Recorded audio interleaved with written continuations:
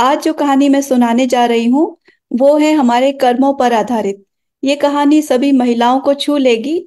और इसका शीर्षक अगर मैं कहूँ कि ऊपर वाला सब देख रहा है, तो ये बिल्कुल सही होगा।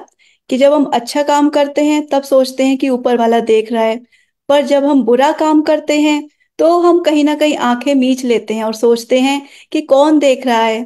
पर हमारे कर्मों का हिसाब एक ना एक दिन हमारे आगे आता है। और मंच पर उनको बुलाते हैं जो हमेशा चेहरे पे मुस्कान रखते हैं। तो उनको दो पंक्तियों के साथ मैं बुलाती हूँ कि सृजनशीलता ही है इनका काम, शिक्षा में है इनका अनंत योगदान, चेहरे पे इनके मुस्कान खिली रहती है और साहित्य जगत में मानसी है इनका नाम। तो मानसी जी के बारे में बता दूं, दोहा कतर में रहती हैं, शिक्षिका है, बहुत अच्छी लेखिका है, कवित्री है और हमेशा बहुत ही सौम्य रहती हैं। तो मानसी, आइए, आपका हार्दिक स्वागत, आपकी कहानी सुनेंगे आज। बहुत बहुत धन्यवाद शालिनी जी। और हमेशा ही आप इतने प्यारे प्यारे शब्दों से बुलाती हैं, उसके लिए आपका धन्यवाद। अनुपम जी और मेरी सभी जो यहाँ पर वरिष्ठ मित्र हैं उन सभी को बहुत बहुत नमस्कार। तो आइए सुनते हैं। अभी पिछले महीने होली गई है, और होली खेलना किसको अच्छा नहीं लगता। तो एक दिन राधा मौसी जो होली के रंग उस काले अतीत में ले जाती है, जब होली के दिन उन्हें उनके ससुराल वालों ने घर से निकाल दिया था। कम उम्र में शादी होने के कारण उन्हें तब बहुत सारी बातें समझ नहीं आई थी।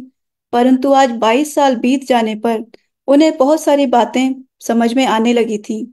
अतीत की खिड़कियों में झांकने पर उन्हें एक एक बात याद आने लगी कि किस तरह उनके पति ने घर की सारी जिम्मेदारियां बखूबी निभाई।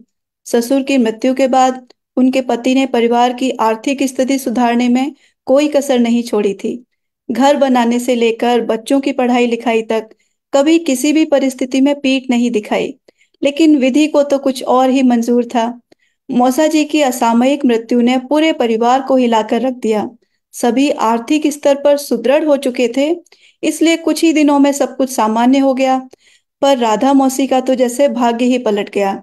सहारा देने के बजाय उन्हें ससुराल वालों ने मायके भेज दिया, ये कहकर कि पति की यादों में जीने से अच्छा है कि अपने माता पिता के साथ शेष जीवन बिताएं।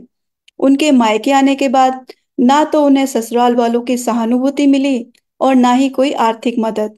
सही कहा गया है, पैसा सब कुछ बनाता भी है तो छीन भी लेता है।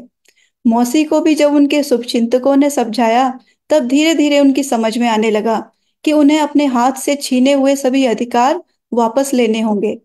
उनके मायके वालों ने हमेशा उनका मनोबल बढ़ाया। उनके भतीजे राघव ने जब एलएलबी की डिग्री ली, तब सबसे पहला केस अपनी मौसी का ही लिया और अपनी समझदारी से उनके ससुराल वालों को ऐसे दांवपेच में उलझाया कि परेशान होकर उन्हें मौसी का अधिकार देना ही पड़ा। कहते हैं कि भाग्य से ऊपर कर्म होता है। इसलिए जब मौसी के साथ अन्याय किया गया, तब विधाता ने उनके अच्छे कर्मों को देखते हुए उनके सारे अधिकार उन्हें वापस दिलवा दिए। और बेटा अपने परिवार वालों के लिए जो करता है वो उसका फर्ज है, पर ससुराल वालों को ये याद रखना चाहिए कि बहू का भी उसमें उतना ही योगदान होता है। इसीलिए गीता में भी कहा गया है कि अच्छे हो या बुरे कर्म हो, हमेशा वापस लौट कर आते हैं। तो हम सभी को ये कोशिश करनी चाहिए कि सद्गुणों को अपनाएं और दुर्गुणों से दूरी बनाएं। सभी को नमस्कार।